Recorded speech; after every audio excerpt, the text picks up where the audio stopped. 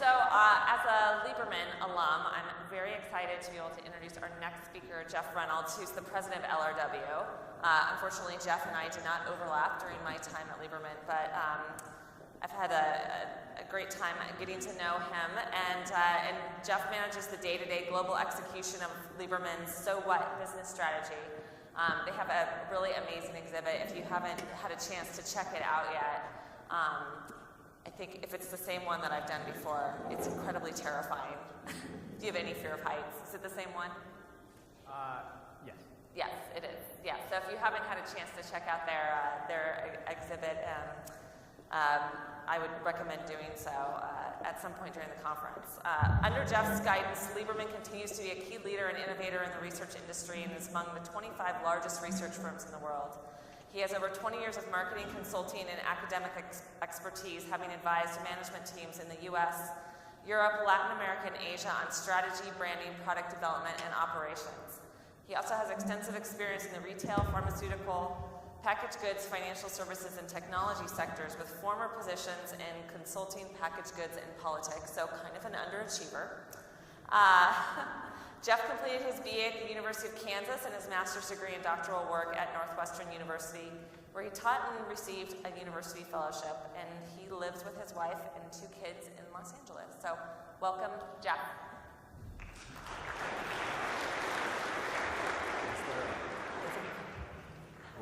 Great.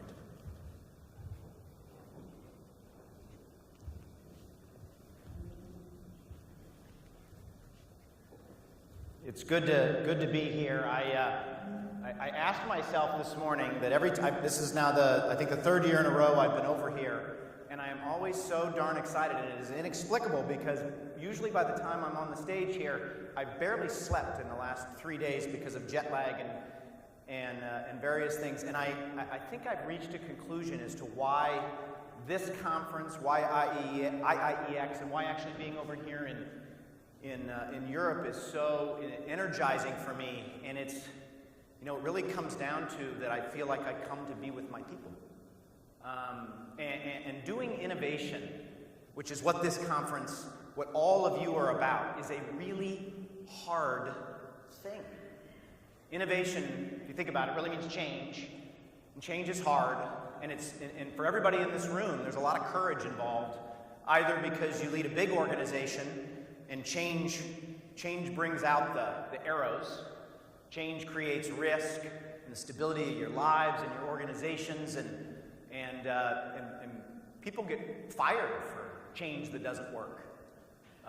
If you're with a small company, you probably took some flyer. You had to tell your husband or your wife that you were dumping a paycheck because you had a dream and an idea, and that was really hard. And so, as much as you come to this conference because there's big ideas and new vendors, I think a lot of us come here for support because we need it to come amongst a group of people that see this vision of where our industry absolutely must be.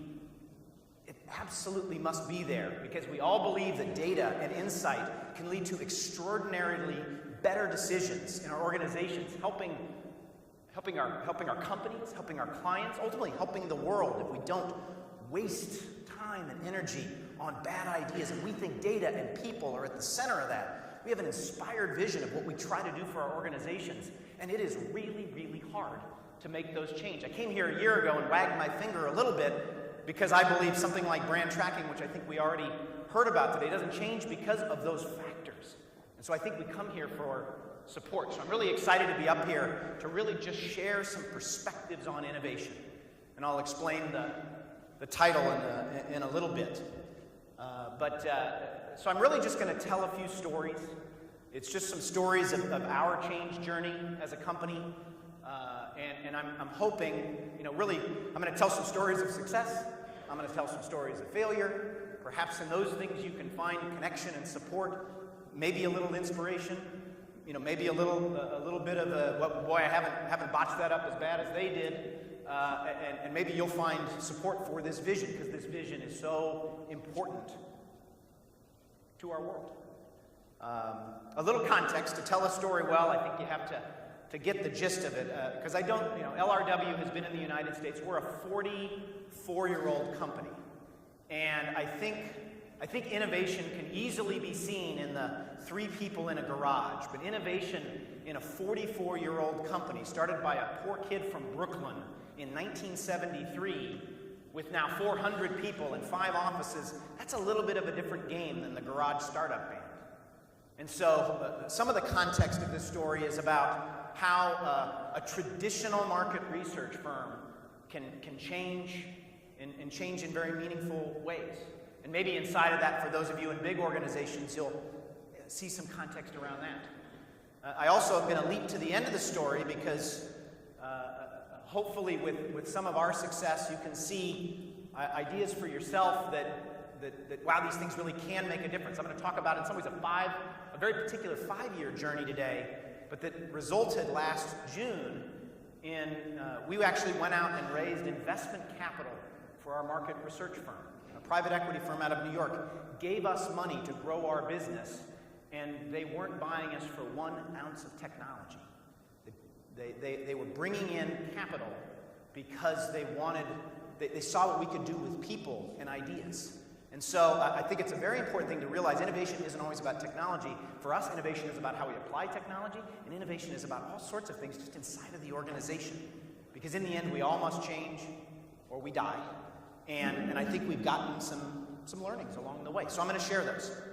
The title comes from a TV show in the United States called Shark Tank that some of you may have heard of. I think it comes under a different name in the UK. Maybe it's Dragon's Den, if I have it right, or Lion's Den in Europe, or maybe even in Asia. Somebody searched it for me and said Tiger's Money or something like that. But it's in the end, it's this sort of show about entrepreneurialism and ideas, and we borrowed from it in some not so spectacular ways. But let me go back to a key part of the story, and I think this is an important lesson that I've taken away in our innovation journey, which is we know from our own study of emotions, positive emotions push the status quo. Negative emotions drive change. And we had one of our best clients, this is back in 2011, a client who had been $1 million to $2 million client for years, had over the course of 3 years dribbled to nearly 0. And I knew that the head of that technology company up in Silicon Valley loved us. And I approached him and I said, okay, you love us. 3 years ago you joined and took over this group. You're doing amazing things, and our revenue is now 0. He's like, really 0? I'm like, yeah, what's going on? He's like, I have no idea. And he circled back to me an hour and a half later and he goes, I think I just figured it out. I told my people to be innovative, and you're not innovative. It's like, I mean, it's a little bit of hard truth in the face, and I went home from that, and it just stung. It just was so upsetting because I'm like, man, we're the last thing, but a bunch of people that sit around punching the thing and moving the widget and not trying to think innovatively. And so we had some ideas going on, and I took one of our young, most innovative thinkers, and I threw him at the account with some ideas, and things started to change. And so, one of the most important things was that confronted, as a leader with the real facts on the ground. One of the reasons it becomes hard to innovate is you get removed from the business. There I was, eyeball to eyeball with a really important client telling us, man, you're not really very innovative, and that's really important to me right now. And the fact of the matter was, he was right. This is the 2011 Brit study of innovation, Brain Juicer, probably the second of like 9 straight years. At the top of that list, and there we were, doubling our mentions from 4 to 8 over the course of that time, and we were in like 38th place or something like that. Maybe the fact of the matter was we weren't really very innovative, or at least the market didn't see it. We weren't doing a good job of doing things with our innovation.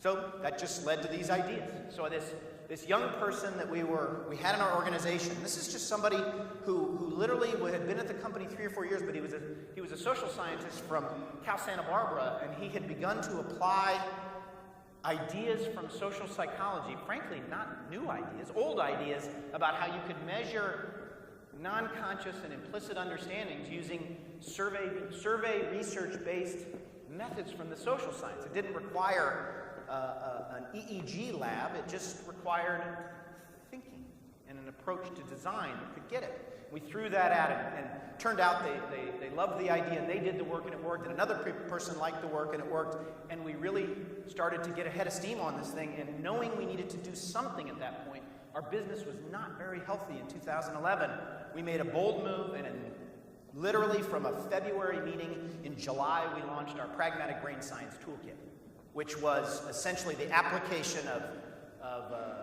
social science and behavioral science methods to try to answer deeper questions of non-conscious and emotions. And we launched it, and that really began what I'll call our innovation journey. A couple months before that, we had to put together our 5-year plan. And so we really started to, for the first time, focus on innovation.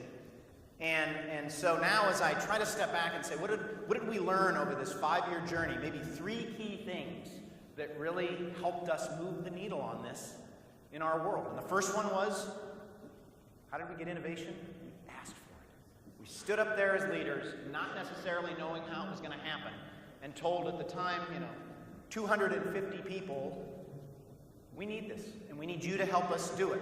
We put out a calling to our very bright, very talented organization, and boy, did they respond. The second thing we did, we actually invited everyone to participate.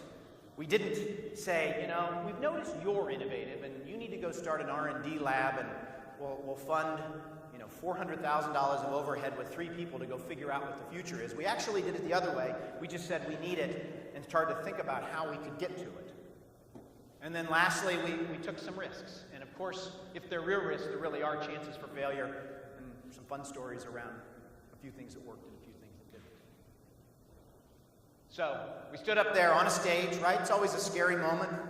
Every 3 years we do a new 5-year plan. Stood up there and made the pronouncement. And anyone who's been in an organization and says, that's the hill we're going to take, knows that can be a scary moment, because what if nobody wants to take that hill?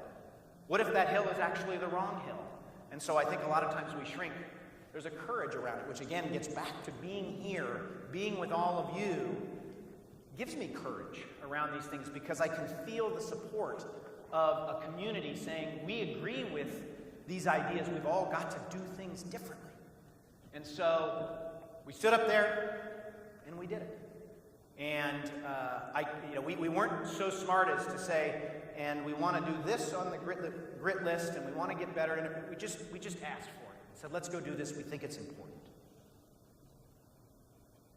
And again, we invited everyone to participate. We thought of our culture as having a lot of innovations. We're not really a rule-driven place. LRW runs its organization very flat.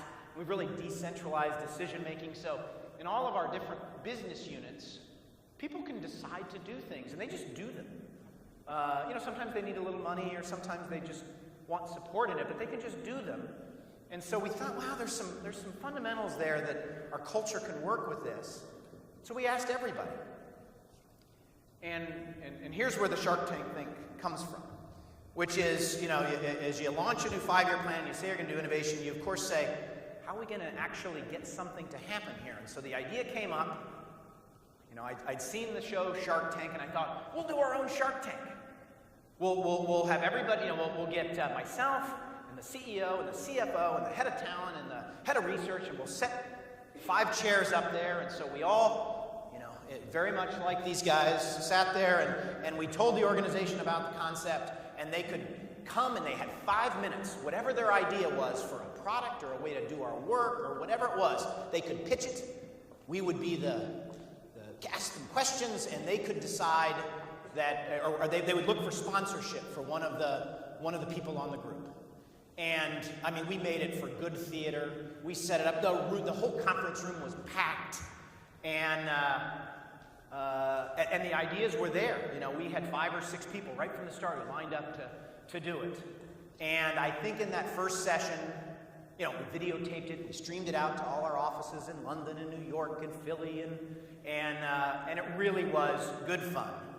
And we got, I would say, of the 5 ideas, 2 people got sponsorships to keep it moving. And it wasn't that they got money that day, but they moved on. And so the next month, we were going to do it monthly. There would just be this flow of ideas. And so the next month we did it again.